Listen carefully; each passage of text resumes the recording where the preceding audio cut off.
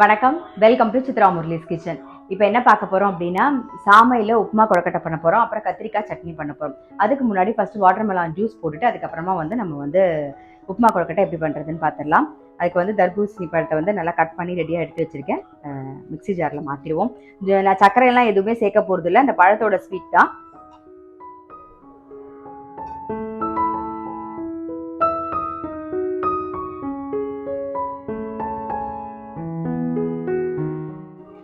நான் வடிகட்டல, அப்படியே தான் அரைச்சிட்டு அப்படியே.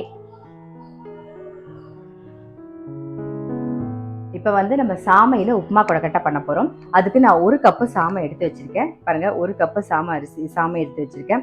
அப்புறம் 2 டேபிள் ஸ்பூன் துவரம்பருப்பை லைட்டாக ஒரு 10 நிமிஷம் ஊற வச்சு தண்ணியெல்லாம் வடி விட்டு கோர்ஸாக அரைச்சி வச்சுருக்கேன். தாளிக்கிறதுக்கு கடுகு, உளுத்தம்பருப்பு, சீரகம் ரெடியாக இருக்குது. காரத்துக்கு நான் வரமிளகா சேர்க்க போகிறதில்ல, ஒன்லி பச்சை மிளகா மட்டும்தான். ஸோ பச்சை மிளகா, கருவேப்பிலை எல்லாம் ரெடியாக இருக்குது. ஃபஸ்ட்டு இந்த பக்கம் அது கடாயை பற்ற வச்சுக்கலாம். தேங்காய் எண்ணெயில் பண்ணால் தான் நல்ல டேஸ்ட்டாக இருக்கும், வாசனையாக இருக்கும். அதனால நான் தேங்காய் எண்ணெய் விட்டுக்க போகிறேன். இதில் தேங்காய் எண்ணெய் விட்டு அது கொஞ்சம் காயட்டும். தேங்காய் எண்ணெய் காயட்டும். அதுக்குள்ளே இந்த பக்கம் நம்ம கத்திரிக்காய் சட்னி பண்ணிக்க போகிறோம். அதுக்கு கடாயில் எண்ணெய் விட்டுருக்கேன். பெருங்காயம், இதுவும் கத்திரிக்காய் சட்னியும் பச்சை மிளகா காரம் மட்டும்தான் போட போகிறேன் நான். உங்களுக்கு வேணும்னா நீங்கள் வரமிளகா சேர்த்துக்கலாம். ஆனால் பச்சை மிளகா காரம் மட்டும் போட்டு பண்ணிங்கன்னா ரொம்பவே டேஸ்ட்டாக இருக்கும். இப்போ கொஞ்சம் பெருங்காயம் சேர்த்துக்கலாம். இது கூடவே நல்லா ஒரு டீஸ்பூன் உளுத்தம் பருப்பு,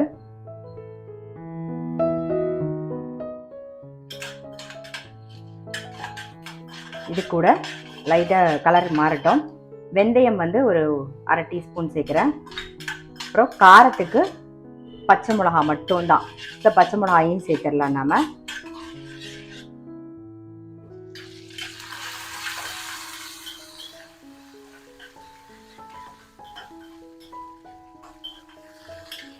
இப்போ கத்திரிக்காயும் கருவேப்பிலையும் சேர்த்துக்கலாம். கொஞ்சம் வதங்கட்டும்.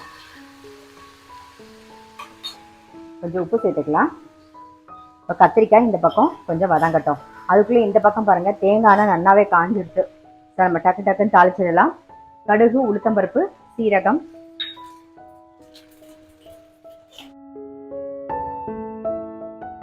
பச்சை மிளகா, கருவேப்பிலை,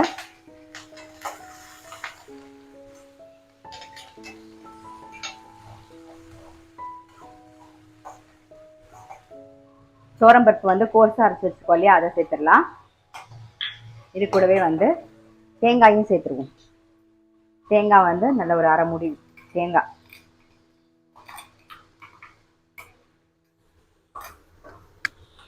பெருங்காய பொடி சேர்த்துடலாம்.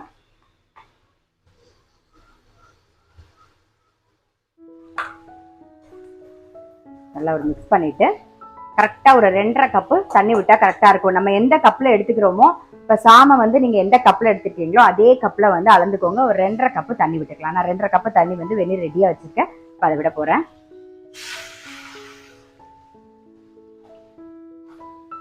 இப்போ நல்லா இது ஒரு கொதி வரட்டும். உப்பு சேர்க்கல, உப்பையும் சேர்த்துடலாம்.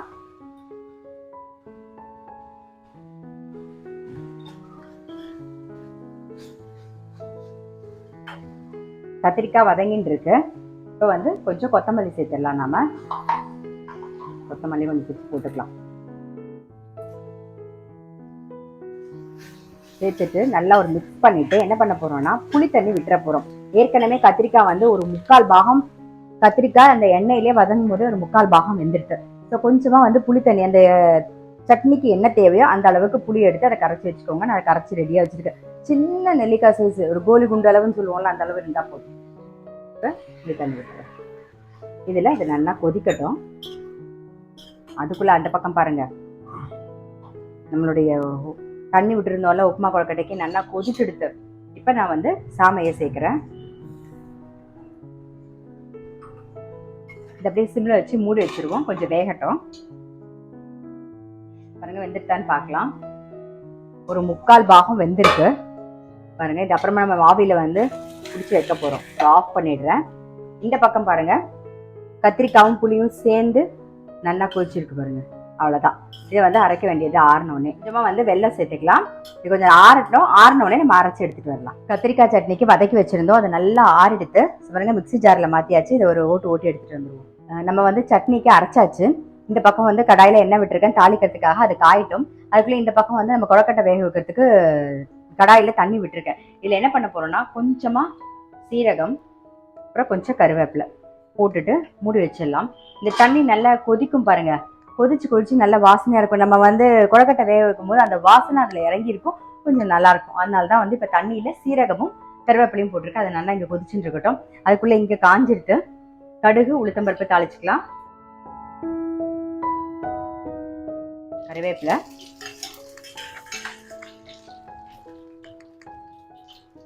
கத்திரிக்காய் சட்னி சேர்த்துடலாம்.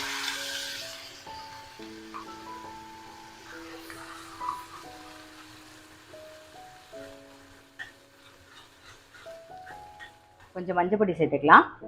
சேர்த்துட்டு இது கொஞ்சம் எண்ணெயில் வதங்கட்டும். கொஞ்சமாக வந்து தண்ணி சேர்த்துக்கலாம். தொட்டுன்னு சாப்பிட்ற பதத்துக்கு இருக்கணும், அதுக்காக கொஞ்சம் தண்ணி சேர்த்துருக்கேன் நான். தண்ணி வந்து இப்போ தொக்கு மாதிரி வேணும்னா நீங்கள் இந்த மாதிரி தொக்கு மாதிரி வச்சுட்டு இட்லி தோசை அதுக்கெலாம் தொட்டுக்கிறதுக்கு நல்லாயிருக்கும். இப்போ இது உப்புமா கொழக்கட்டைக்கு வந்து கொஞ்சம் லிக்விடாக இருந்தால் நல்லாயிருக்குங்கிறதுனால லைட்டாக கொஞ்சமாக தண்ணி விட்டுருக்கேன். வேணும்னா நம்ம இன்னும் கொஞ்சம் கூட விட்டுக்கலாம். இது தண்ணி சேர்த்து ஒரு கொதி வரட்டும். இந்த பக்கம் கத்திரிக்காய் சட்னி ரெடி ஆகிடுது. ஸோ ஆஃப் பண்ணிடுறேன். மூடி வச்சுட்டு ஆஃப் பண்ணியாச்சு. இந்த பக்கம் வந்து சாம கொழக்கட்டைக்கு நம்ம வந்து கலரி வச்சுருந்தோமா, அதுவும் நல்லா ஆறி எடுத்து நம்ம வந்து கொழக்கட்டை அழகாக பிடி கொழக்கட்டை பிடிச்சி வச்சிடலாம். முக்கால்வாசி வெந்திருக்கும். இனிமேல் இந்த ஆவியில் வேகும்போது கரெக்டாக இருக்கும். இன்னும் எல்லாத்தையும் உருட்டிண்டாச்சு பாருங்கள். தண்ணியும் நல்லா கொதிச்சுடுத்து. இப்போ உள்ளே வச்சிடலாம். வேகிற வரைக்கும் வெயிட் பண்ணலாம்.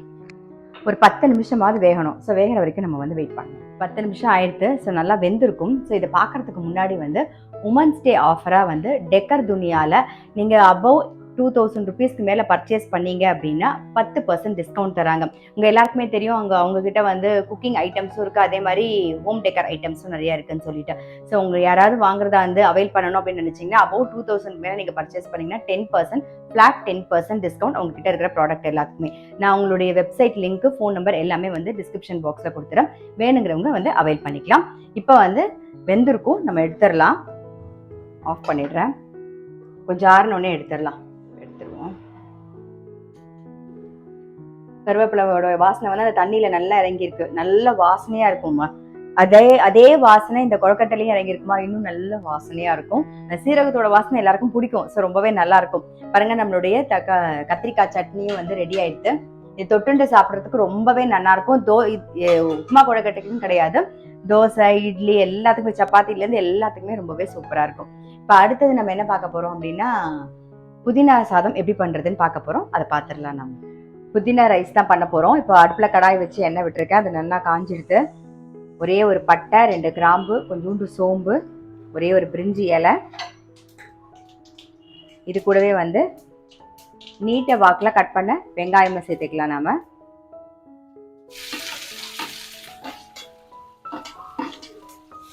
வெங்காயம் கொஞ்சம் வதங்கட்டும். வெங்காயம் வதங்கிறதுக்குள்ளே என்ன பண்ண போகிறோன்னா காரத்துக்கு ஒரு 3 பச்சை மிளகா, ஒரு 4 பல்லு பூண்டு, ஒரு அரை இன்ச்சுக்கு வந்து இஞ்சி, இது புதினா வந்து நல்ல ஒரு 2 கைப்பிடி புதினா, இதை சேர்த்து இப்போ அரைச்சி எடுத்துகிட்டு வந்துடலாம். நம்ம வெங்காயம் வதங்கிடுத்து அரைச்ச விழுதை சேர்த்துடலாம்.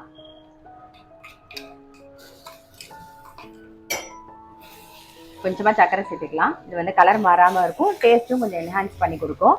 அதுக்காக இது கூடவே நம்ம தக்காளியுமே சேர்த்துருவோம். தக்காளியும் சேர்த்து கொஞ்சம் உப்பையும் சேர்த்துட்டால அது பாட்டு வந்து வதங்கிட்டு இருக்கும். நல்லா வதங்கட்டும். கொஞ்சம் மஞ்சள் பொடியும் சேர்த்துக்கலாம். இதெல்லாம் சேர்ந்து நல்லா வதங்கட்டும். பாருங்க, தக்காளி எல்லாமே சேர்ந்து நல்லா வதங்கிடுது. சாதம் வந்து உருளா வடிச்சு வச்சிருக்கோம், அதை சேர்த்துடலாம். பாஸ்மதி அரிசி நல்லா 1 கப்பு, எப்பயும் போலதான் நல்லா ஒரு 20 நிமிஷம் ஊற வச்சுட்டு தண்ணியெல்லாம் வடிய விட்டு வடிச்சு எடுத்துக்க வேண்டியதான். அப்படியே உடையாம கலரி விடுவோம். ஸோ நம்மளுடைய டிஃபன் பாக்ஸ் ரெசிபி புதினா ரைஸ் ரெடி. இன்னைக்கு ரெசிபி பார்த்துருப்பீங்க. சாமையில் உப்புமா கொடக்கட்டை, அதுக்கப்புறம் தொட்டுக்கிறதுக்கு வந்து கத்திரிக்காய் சட்னி, புதினா சாதம். ஸோ கண்டிப்பாக ட்ரை பண்ணி பாருங்கள். புதினா சாதம் ரொம்ப ரொம்ப சிம்பிள். டக்குன்னு நம்ம வந்து ஸ்கூலுக்கோ இல்லை காலேஜுக்கோ ஆஃபீஸ்க்கோ எடுத்துகிட்டு போகணும் அப்படின்னா இதே மாதிரி பண்ணிங்கன்னா ரொம்ப டேஸ்ட்டாகவும் இருக்கும். இதில் வேணும்னா நீங்கள் காய்கறிலாம் இருந்தது அப்படின்னா உருளைக்கிழங்கோ இல்லை பன்னீரோ இல்லை காலிஃப்ளவரோ ஏதாவது இருந்ததுன்னா போட்டுக்கலாம். அப்படியும் ஒன்றும் இல்லைன்னா ஒன்றுமே பிரச்சனை இல்லை. வெறும் புதினாவை மட்டும் அரைச்சி இந்த மாதிரி பண்ணுங்கள். ரொம்ப ரொம்ப டேஸ்ட்டாக இருக்கும். ஸோ கண்டிப்பாக வந்து ட்ரை பண்ணி பாருங்கள். நான் அடுத்த வீடியோவில் சந்திக்கிறேன்.